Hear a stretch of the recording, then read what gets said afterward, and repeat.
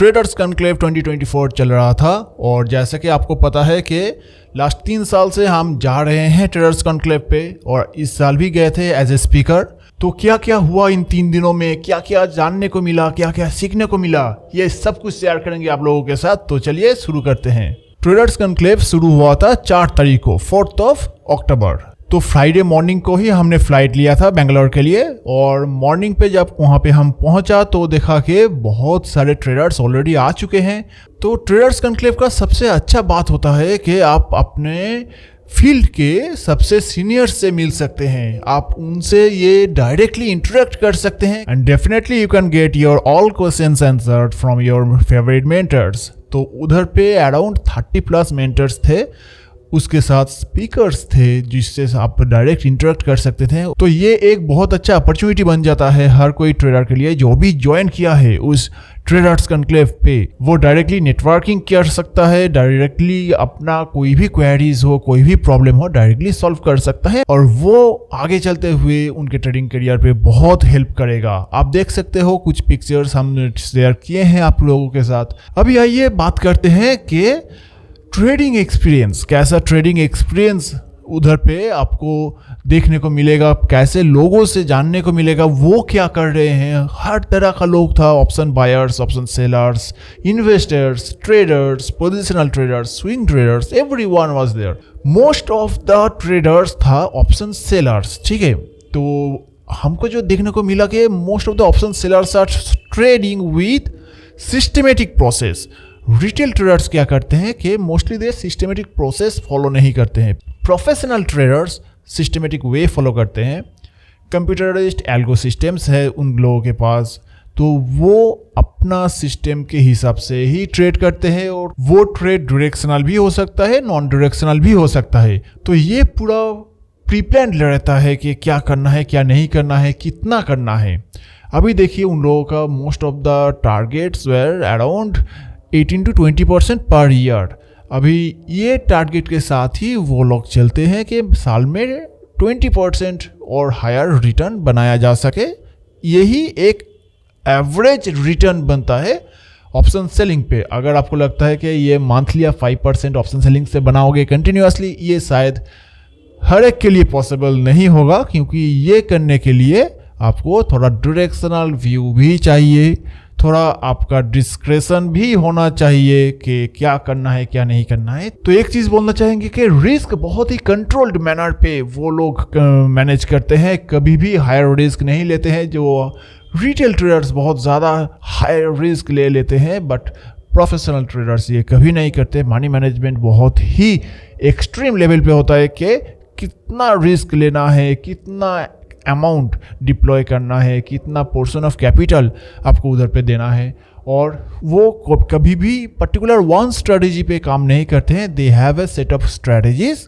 कोई delta neutral strategy होता है, कहीं पे आपका वेगा पॉजिटिव स्ट्रेटेजीज होता है, कब आपका वॉलेटिलिटी इंक्रीज हो रहा है, कब आपका वॉलेटिलिटी डिक्रीज हो रहा है। As per that scenario they can manage their trades. Retail traders क्यों इतना परेशान होते हैं डायरेक्शनल ट्रेडिंग के साथ? The reason is they are not systematic. वो ट्रेड जो आप ले रहे हो वो सिस्टमेटिक नहीं है, वो आप प्रॉपर सिस्टम पे नहीं डाले हो। कोई भी ट्रेड, कोई भी लेवल पे, कोई भी एंट्री प्राइस, कोई भी स्टॉप लॉस, ऐसा रैंडम डिसीजन के साथ सस्टेन करना बहुत टफ होता है। इसी के लिए 89% of the traders are losing money as per the recent SEBI report. Professional trader के साथ रिटेल ट्रेडर्स का यही डिफरेंस होता है कि most of the trades manually करते हैं रिटेल ट्रेडर्स, जहाँ पे प्रोफेशनल्स ऑलरेडी एल्गो सिस्टम या सिस्टमेटिक प्रोसेस पे कन्वर्ट कर चुके हैं अपना ट्रेड्स, और रिटेल ट्रेडर्स अभी भी डिस्क्रिशनरी, डायरेक्शनल और रैंडम बेसिस पे ट्रेड करते हैं। एक बात बोलना चाहेंगे कि आपको अगर प्रॉफिट करना है, आपको अगर हायर रिटर्न्स जनरेट करना है, तो आपको रिस्क लेना पड़ेगा, अपना डिस्क्रेशन रखना पड़ेगा। तो रिस्क और डिस्क्रेशन के साथ प्रॉब्लम नहीं आता है, प्रॉब्लम आता है डिसिप्लिन के साथ कि most of the retail traders they are not disciplined, they are not systematic.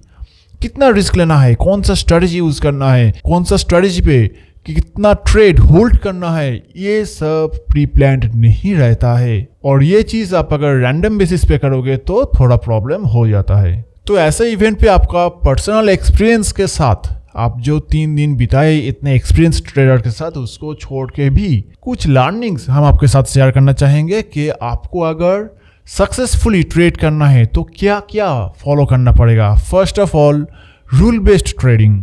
आप अपना रूल्स बनाइए, क्या करना है, क्या नहीं करना है, कितना करना है। Number 2, strategy. बहुत सारे ट्रेडर्स बहुत सारा स्ट्रैटेजीज यूज करते हैं, इवन डिमांड सप्लाई पे भी बहुत सारा स्ट्रैटेजीज अवेलेबल है, पर ये भूल जाते हैं कि वो स्ट्रैटेजी पे आप अगर रैंडम चूज करोगे कि कौन सा स्ट्रैटेजी का ट्रेड करना है तो नहीं चलेगा।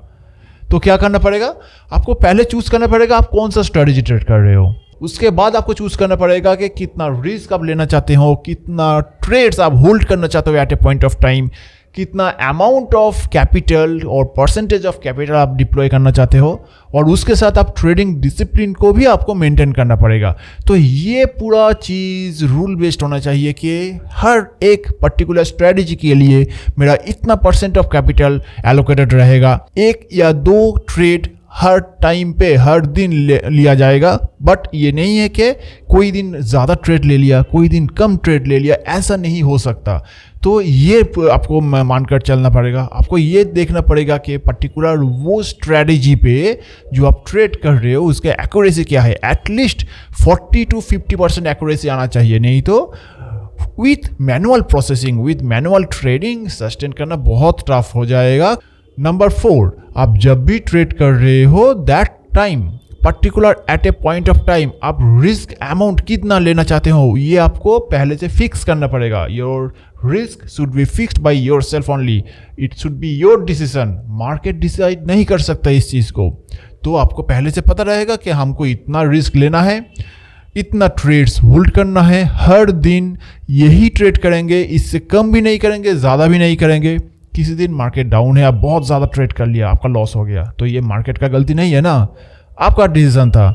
इसी के लिए आपका ट्रेड्स फिक्स्ड होना चाहिए कि हर दिन मेरा पर्टिकुलर इस स्ट्रैटेजीज पे 1 या 2 ट्रेड्स रहेगा, दूसरा स्ट्रैटेजीज पे फिर से 2 ट्रेड रहेगा। That kind of systematic process follow करना पड़ेगा। हर कोई रिटेलर अगर प्रॉफिट बनाना चाहता है तो ऑप्शन बाइंग नेकेड करने पे आपको प्रॉफिट नहीं मिलेगा, ये चीज़ आप समझ लीजिए।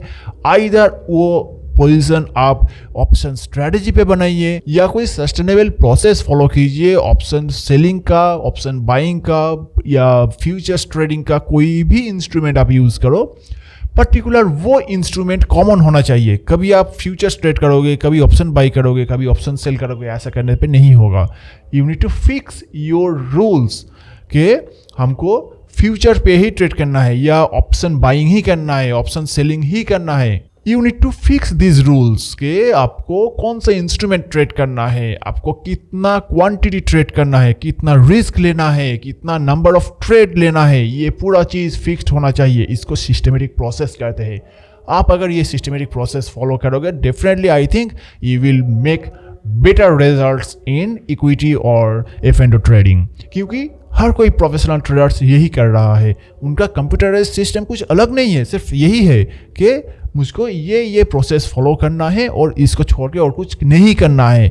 ये नहीं करने वाला बात ना बहुत इंपॉर्टेंट है। आप अगर खुद को कंट्रोल कर पाएंगे तो डेफिनेटली आपका लॉसेस बहुत कम हो जाएगा और विथ एक्सपीरियंस आप समझ जाओगे कि कौन सा स्ट्रैटेजी कैसे आप अच्छी तरह से मैनेज कर सकते हो। और अगर हो सके तो थोड़ा बहुत रिस्क को कम लेने का कोशिश कीजिए। जब आप कंफर्टेबल हो जाओगे, जब आप देख रहे हो कि आपका ट्रेड्स बहुत अच्छा चल रहा है, that time you can increase your risk. Okay, तो आशा करता हूँ ये वीडियो आपको पसंद आया होगा। अगर पसंद आया है तो लाइक करना मत भूलिए, शेयर कीजिए अपने दोस्तों के साथ और मिलते हैं नेक्स्ट वीडियो पे। Thank you.